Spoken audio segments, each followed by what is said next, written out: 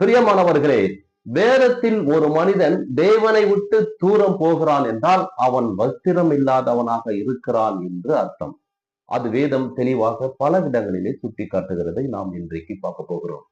யோவான் எழுதின சுவிசேஷ புஸ்தகம் 21 அதிகாரம் 7 வசனத்துல ஆண்டவர் சொல்லுகிறதை, அந்த வசனம் சொல்லுகிறதை நாம் பார்க்கலாம். வசனத்தை வாசிக்கலாம். ஆதலால் இயேசுவுக்கு அன்பாயிருந்த சீசன் பேதுருவை பார்த்து, அவர் கர்த்தர் என்றான்.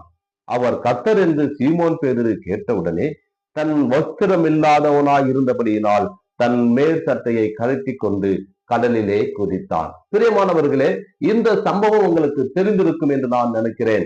ஆண்டவராக இயேசு கிறிஸ்து மரித்து உயிர்த்தெழுந்த பின்பு மறுபடியுமாய் பூமியிலே வாழ்ந்த காலத்திலே சீஷர்களுக்கு தரிசனமானார். அப்படி தரிசனமான போது ஒருமுறை பேதுருவும் தன்னுடைய கூட இருந்த சீஷர்களும் மறுபடியுமாய் அவர் தன்னுடைய சொந்த வேலைக்கு போய்விட்டார்கள். தேவனை விட்டுவிட்டு, தேவன் சொன்ன வார்த்தையை விட்டுவிட்டு, அவர் சொன்ன ஊழியத்தை விட்டுவிட்டு மறுபடியுமாய் மீன் பிடிப்பதற்கான வேலைக்கு போய்விடுகிறார்கள்.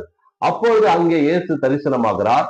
அந்த தரிசனமாகும் போது இவர்தான் கர்த்தர், இவர்தான் இயேசு என்பதை அறிந்த போது அவன் வஸ்திரம் இல்லாதவனாய் இருந்து அவன் கடலிலே குதித்து விடுகிறான் என்பதை நாம் பார்க்கிறோம்.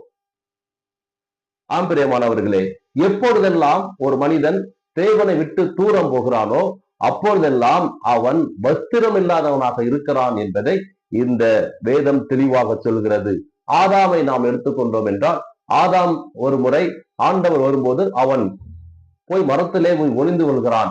மரத்துக்கு பின்பாக போய் ஒளிந்து கொள்கிறான். காரணம் என்ன? அவன் வஸ்திரம் இல்லாதவனாய் இருக்கிறேன் என்று அவன் சொல்லுகிறான். ஆதியாகமம் 3 அதிகாரம் 9 10 வசனத்தை நாம் வாசிச்சோம் என்றால், ஆதியாகமம் 3, 9, 10.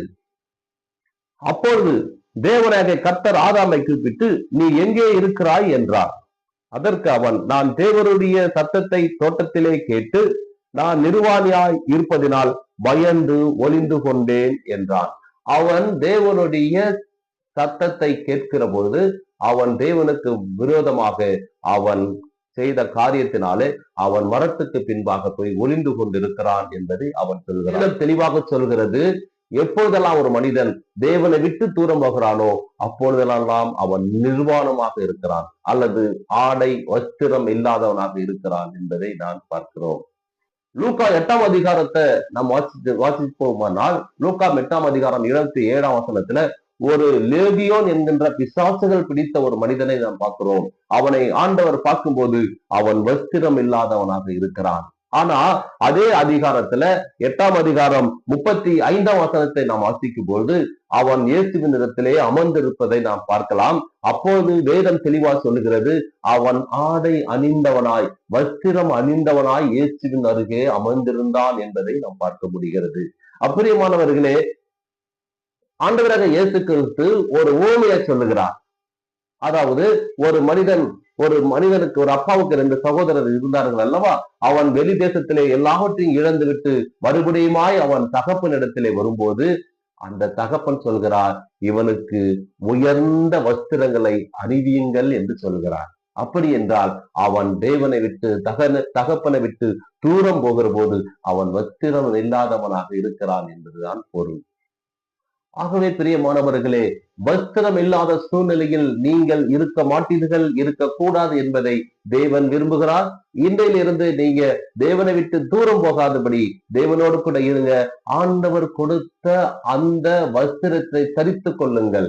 தேவன் உங்களுக்கும் எனக்கும் ரட்சிப்பின் வஸ்திரத்தை கொடுத்திருக்கிறார், ஆசீர்வாதத்தின் வஸ்திரத்தை கொடுத்திருக்கிறார்.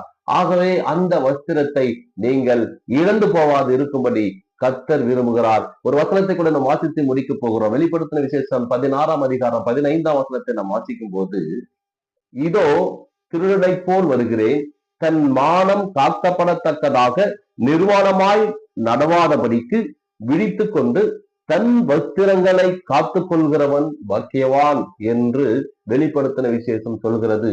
உங்களுக்கு இருக்கிறதான வஸ்திரங்களை காத்துக் கொள்ளுங்கள். அப்பொழுது நீங்க தேவனை விட்டு தூரம் போக மாட்டீர்கள், தேவனோடு கூட இருப்பீர்கள். தேவன் உங்களை ஆசீர்வதிப்பார். God bless you.